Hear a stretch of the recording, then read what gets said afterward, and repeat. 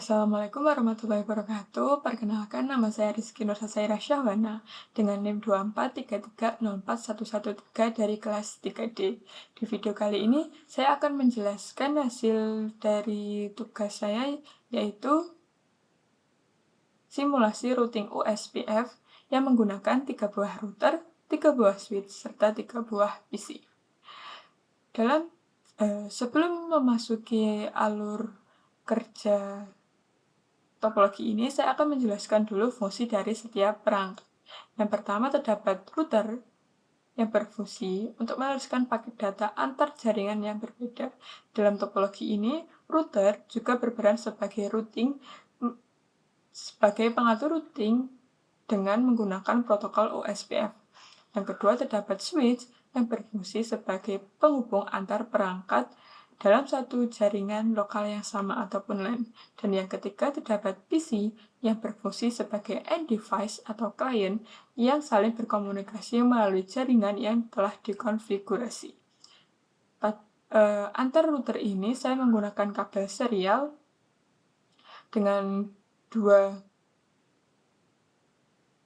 serial 2/0 ke 2/0 dan serial 3 ke serial 3 juga sama. Setelah saya menjelaskan fungsi dari setiap perangkatnya, setelah itu saya akan menjelaskan alur kerja atau cara konfigurasi pada setiap perangkatnya. Yang pertama, pada router 1, pada menu config, pada bagian IP router 1, saya mengisinya sesuai dengan soalnya, yaitu 192.168.10.1. Samakan. Subnet masknya juga kita samakan sesuai dengan soalnya. Jangan lupa kita on-kan. Setelah itu, kita klik yang serial 2/0. Kita samakan juga, yaitu 10.0.12.1. Serial 2/0 ini yang menghubungkan antara router 1 dengan router 2. Setelah konfigurasi pada router satunya selesai, kita lanjut ke konfigurasi router kedua dengan cara yang sama, yaitu pada bagian config, pada bagian fast ethernet 0/0, kita isi IP address-nya router 2, yaitu 20.1 dengan subnet mask yang sama.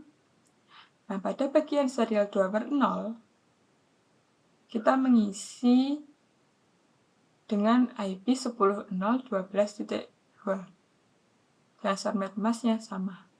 Serial 2/0 ini pada router 2 yang menghubungkan antara router 2 dengan router 1. Pada serial 3-nya kita juga isi, yaitu 23.1. Kita samakan subnet masknya juga. Pada bagian serial 3/0 ini yang menghubungkan antara router 2 dengan router 3. Setelah konfigurasi router 2-nya selesai, saya lanjut ke konfigurasi router 3. Dengan cara yang sama juga, pada bagian fast ethernet 0/0, saya mengisi IP pada router 3, yaitu 30.1 dengan subnet mask yang sama. Pada bagian serial 3/0-nya, saya mengisi dengan 10.023.2. Serial 3/0 ini yang menghubungkan antara router 3 dengan router 2. Setelah konfigurasi antara ketiga router ini sudah selesai, selanjutnya konfigurasi pada PC. Yang pertama, PC 1, pada bagian IP konfigurasinya kita buat statik. Kita isi IP tersebut secara manual, yaitu 192.168.10.2. Dengan default gateway-nya yaitu IP dari router 1, yaitu 192.168.10.1. Pada bagian PC 2 juga sama, yaitu pada IP config kita isi secara statik. Kita isi IP tersebut dengan 20.2 dengan default gateway yaitu IP dari router 2 yaitu 20.1.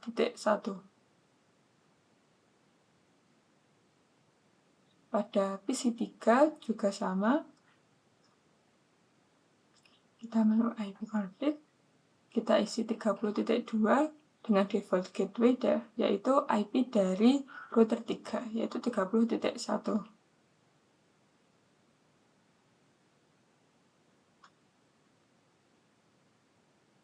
Setelah itu,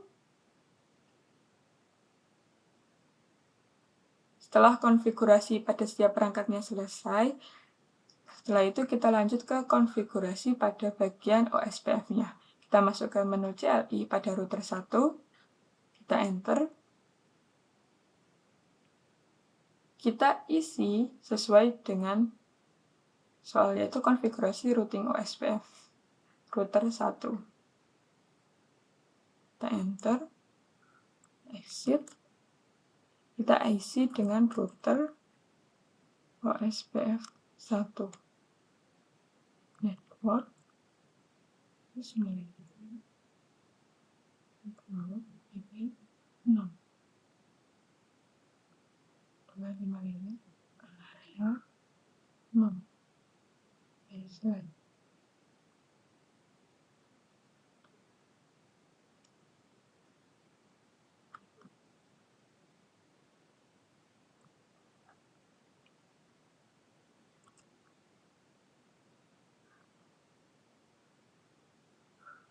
Nah, setelah konfigurasi OSPF router 1-nya selesai, kita lanjut ke konfigurasi router 2-nya dengan cara yang sama pada menu CLI. Kita masukkan konfigurasi ini. Pada router 3 juga dengan cara yang sama. Menu ke CLI, kita masukkan config ini.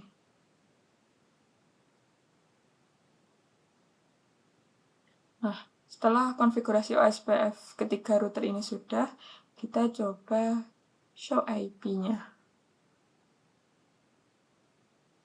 Dengan cara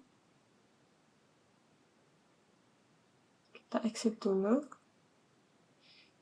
Ini saya coba melalui router 1. Sip.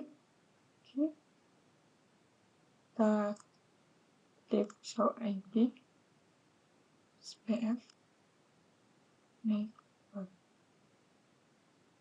Nah, neighbor ID-nya yaitu IP dari router 1 sendiri yaitu 20.1. Address-nya yaitu serial dari 2/0. Ini 11.2 yaitu penghubung, yaitu serial dari router 2. Artinya router 1 dan 2 saling terhubung. Kita coba lagi cara yang lain untuk melihat IP, show IP, root, OSPF. Nah, di sini terdapat IP dari router 2, yaitu 20/0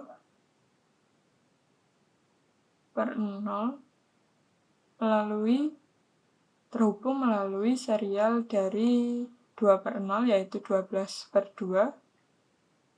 Lalu terdapat juga IP dari router 3 yaitu 30 melalui serial yang sama 10.12.2. Setelah itu, kita coba cara yang lain. Kita coba ping.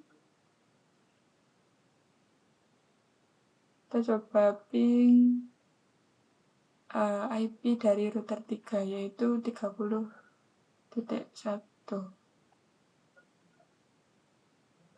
Ping.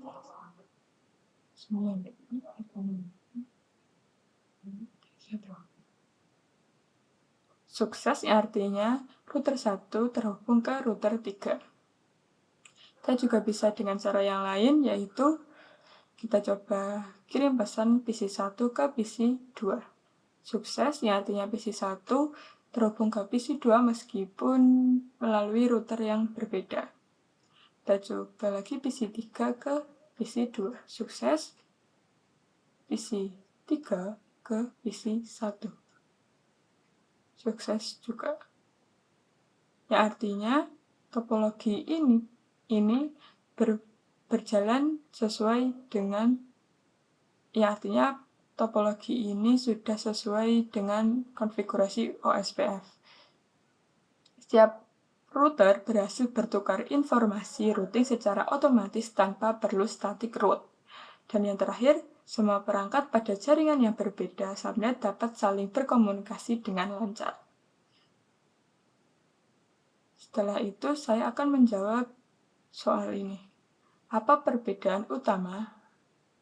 Soal dari nomor 1 yaitu apa perbedaan utama OSPF dibanding RIP?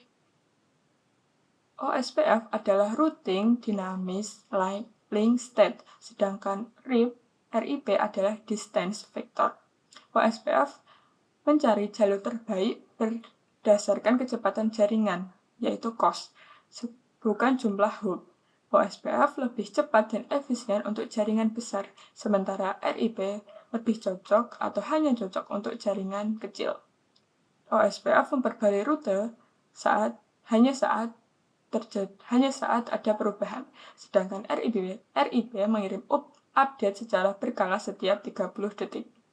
Soal kedua, mengapa semua router harus berada dalam area 0 pada topologi ini? Karena area 0 adalah area utama, backbone, dalam OSPF. Semua router harus berada di area 0 supaya bisa berkomunikasi langsung dan bertukar informasi routing tanpa pengaturan tambahan. Dan yang terakhir, jika ada router di luar area 0, maka perlu router khusus untuk menghubungkan antar area tersebut. Soal ketiga, bagaimana OSPF menentukan jalur terbaik menuju tujuan? OSPF menggunakan algoritma Dijkstra untuk mencari jalur dengan biaya atau cost paling kecil. Cost dihitung berdasarkan bandwidth. Semakin besar kecepatan link, semakin kecil cost-nya. Jadi, jalur dengan total cost paling rendah akan dipilih sebagai rute utama. Soal keempat, apa fungsi perintah show IP OSPF Neighbor? Fungsinya yaitu perintah ini digunakan untuk melihat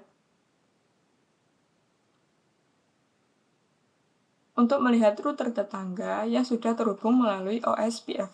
Tujuannya agar kita tahu apakah antar router tersebut saling mengenali dan saling bertukar informasi routing dengan benar. Kalau neighbor muncul di daftar, berarti hubungan OSPF sudah sukses. Soal kelima, bagaimana mekanisme OSPF jika salah satu link utama terputus? Saat link terputus, router akan mendeteksi perubahan dan mengirim informasi ke router lain, disebut LSA. Semua router lalu memperbarui tabel routing dan menghitung ulang jalur terbaik secara otomatis. Jika ada jalur lain, OSPF akan langsung mengganti rute tanpa harus dikonfigurasi ulang. Sekian penjelasan singkat dari saya. Mohon maaf jika ada kesalahan. Wassalamualaikum warahmatullahi wabarakatuh.